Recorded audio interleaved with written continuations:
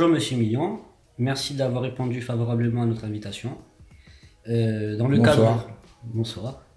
Dans le cadre de notre projet tutoré sur l'insertion des personnes handicapées à l'UIT, donc vous êtes architecte. Oui. Euh, donc la première question que j'aurais pour vous.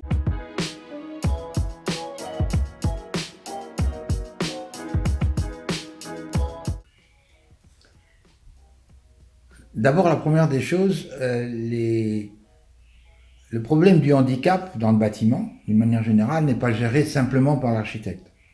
Il y a d'autres personnes, en particulier les bureaux de contrôle, qui sont un petit peu spécialisés. En tout cas, ils sont missionnés par le maître d'ouvrage pour faire mettre en application la réglementation. Donc nous, bien entendu, dans la conception, on doit savoir ce de quoi il s'agit, bien entendu, et appliquer, parce que quelquefois, si on avait un oubli, ça aurait peut-être des conséquences sur la conformité donnée ensuite au maître de l'ouvrage sur l'accessibilité aux personnes PMR ou aux personnes à mobilité réduite. D'accord.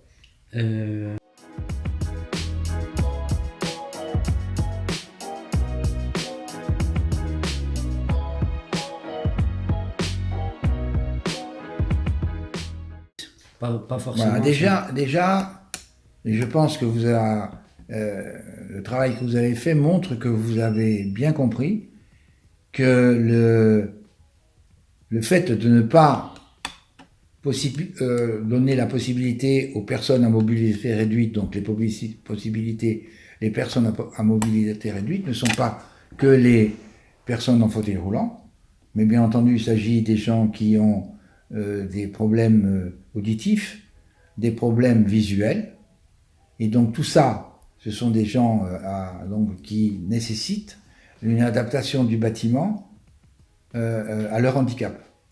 Et je pense que vous avez bien vu que ne pas permettre l'accession de ces bâtiments aux personnes à mobilité réduite pose un véritable problème. D'abord pour eux, et ensuite pour l'ensemble de la société, parce qu'en fait, on est tous des handicapés en puissance.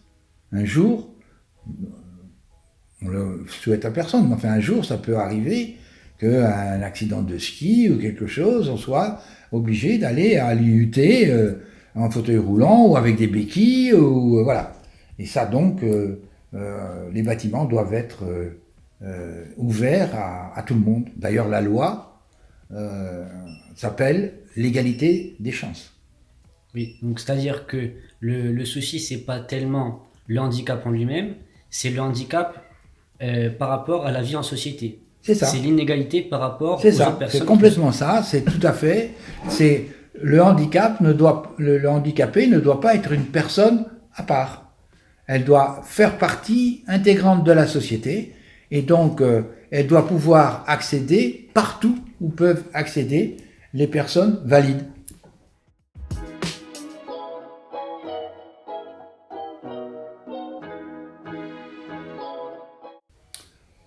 Alors, c'est vaste. Il faut distinguer alors, bâtiments, il y a déjà deux types de bâtiments à distinguer.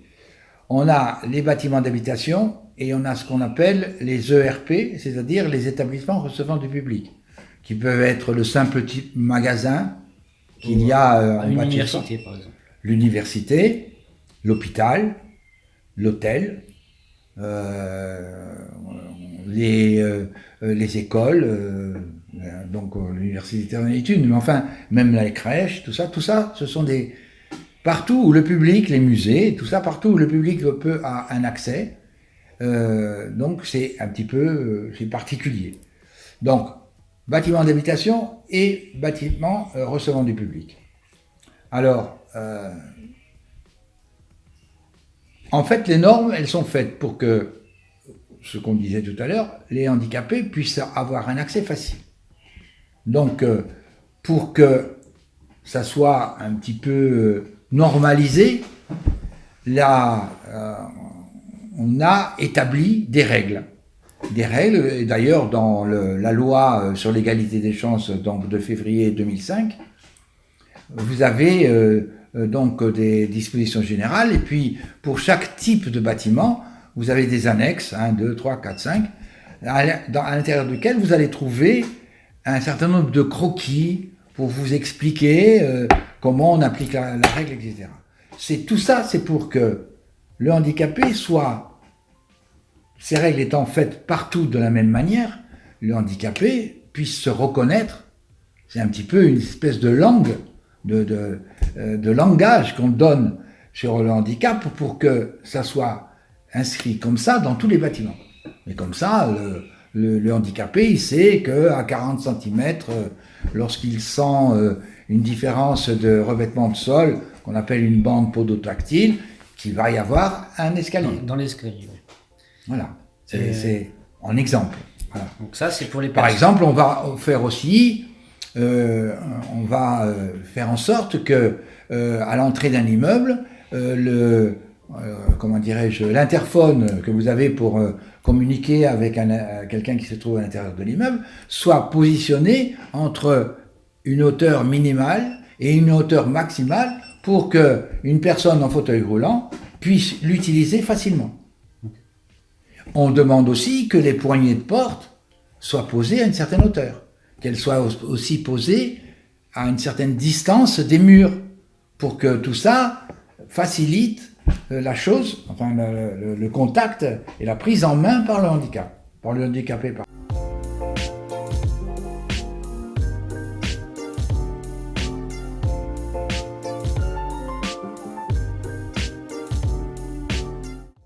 Première des choses, je pense que dans les conversations qu'on a eues précédemment, il faut bien insister sur le chose que un handicapé ne doit pas être distinct des personnes valides.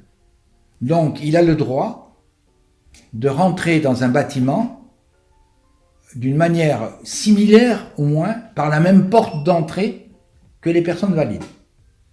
Donc, on peut toujours dire « Ah mais oui, mais si on passe par derrière, il y a une entrée, etc. » C'est pas ça du tout. Dans l'esprit de la loi, le handicapé, il a la même place que le valide.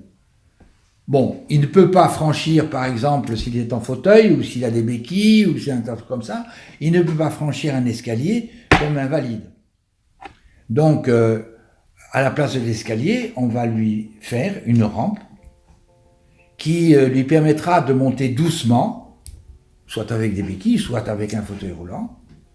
Cette rampe, bon, elle a des normes, il faut que les parties pentues ne fassent pas plus de 10 mètres de long, que la pente n'excède pas 5%, et entre deux pentes de secteurs pentus, il faut un palier de repos plat, de manière à ce que la personne en fauteuil, il faut qu'il y ait une certaine largeur, il faut qu'il y ait un ressaut pour que le fauteuil ne tombe pas. Enfin, il y a un certain nombre de choses qui nous sont demandées, que l'on fait bien entendu, et qui permet aux handicapés et aux PMR de monter facilement, voilà, et d'arriver au même endroit que les valides qui ont pris l'escalier. Bon, il était un peu plus court, mais ils ont pris l'escalier.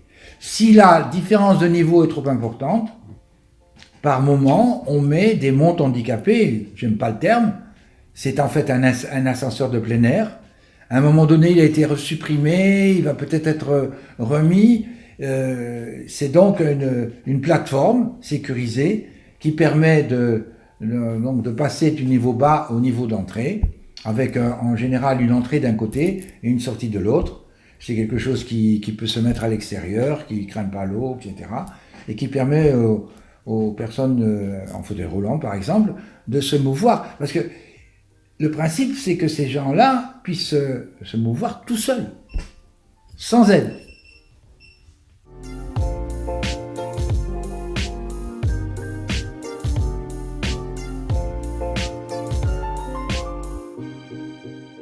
Et quel était l'état d'esprit à l'époque par rapport au handicap? Est-ce que c'est le même qu'aujourd'hui ou il y a une évolution entre-temps? Disons que, bon, c'était vraiment très en avance disons, à ce moment-là, c'était les pompiers qui s'occupaient déjà de... c'était les premiers moments où on mettait en place la sécurité, hein, incendie dans les bâtiments, les risques de panique. Et les pompiers ont pris le pas sur le handicap aussi, ont examiné le handicap. Le handicap était un petit peu vu à l'époque comme une exception. Or aujourd'hui, le handicap ne doit pas être une exception. Depuis tout à l'heure, on essaye je ne sais pas si je m'exprime bien, mais oui, il faut vraiment que les gens comprennent. Alors, c'est sûr qu'on dit, on ne comprend pas, on a, je ne sais pas, le pourcentage, 5% de handicapés en fauteuil en France, et on demande que les 100% des logements soient accessibles aux handicapés. Oui, ou modifiables facilement pour être accessibles aux handicapés. Oui, on a tous d'abord la possibilité, malheureusement, un jour ou l'autre, d'avoir une période au moins de handicap, et donc on serait bien content d'avoir quelque chose qui nous correspond, sur lequel on n'ait pas de souci de fonctionnement. Et puis, alors qu'à l'époque, c'était un petit peu... d'ailleurs, on avait des pourcentages de logements accessibles aux handicapés, de chambres d'hôtel accessibles aux handicapés, etc. Aujourd'hui, à partir du moment où on a un moyen de levage de type ascenseur à l'intérieur d'un bâtiment d'habitation ou autre, tout doit être accessible aux handicapés, hein, aux personnes au PMR, et je pense que c'est très bien. Je veux dire, on a... alors c'est pas forcément obligation d'ascenseur, il y a des personnes à mobilité réduite qui ont une vue moindre, etc., et qui peuvent prendre des escaliers. Hein. Pour eux, il y a une adaptation de ces escaliers pour qu'ils puissent les voir facilement.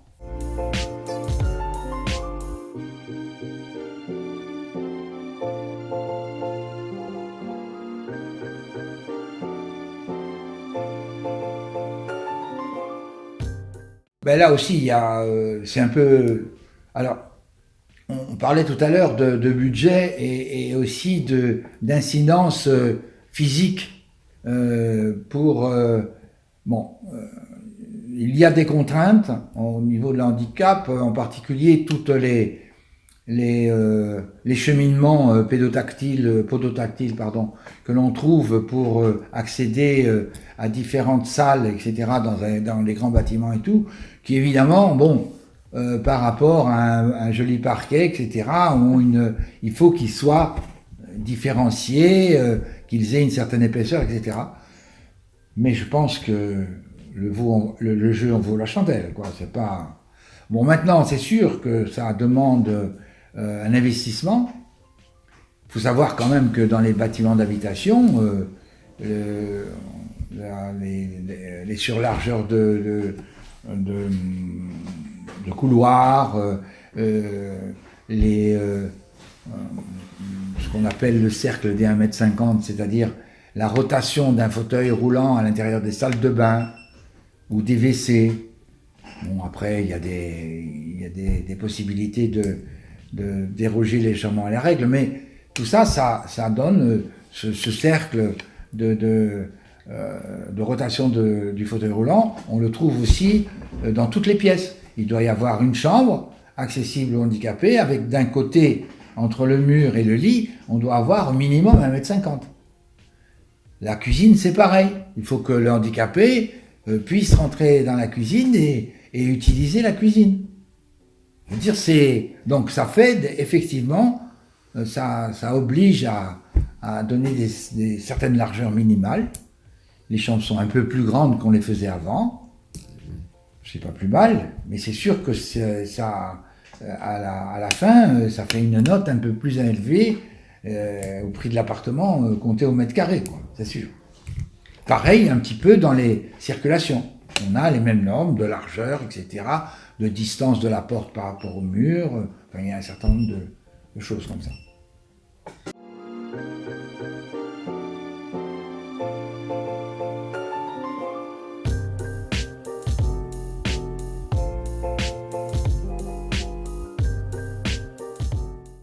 c'est quelque chose, ça m'a beaucoup touché, parce que et ça va toucher tout le monde.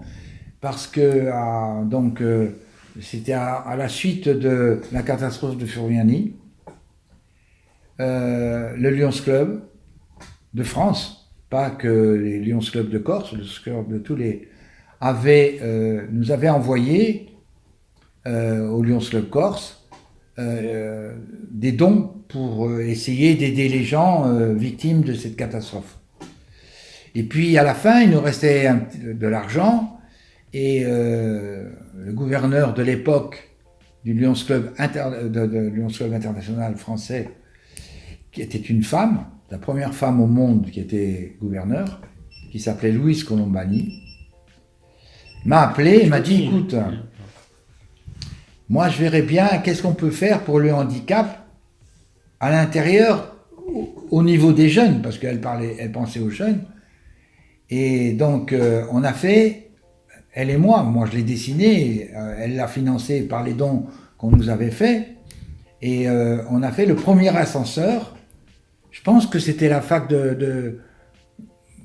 que c'était une ancienne fac, c'était en bas, et il y avait sur 3 côtés des bâtiments, et à un moment donné, il y avait 2 bâtiments qui étaient très proches l'un de l'autre, et on a fait un ascenseur au milieu qui reliait les deux bâtiments pour permettre aux personnes handicapées d'accéder aux étages.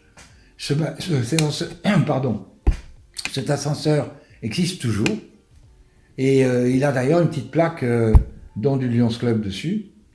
Mais c'est pas tellement pour le Lions Club que ça me fait quelque chose, c'est parce que c'est lié à la catastrophe de Furiani.